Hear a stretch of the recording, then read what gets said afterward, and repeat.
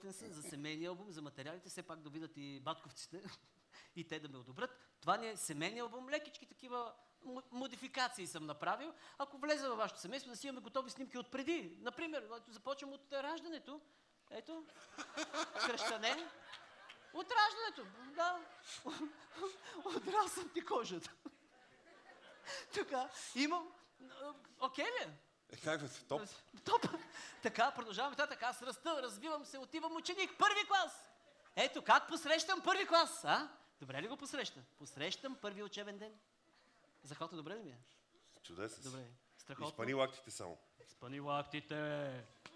Спъни, така.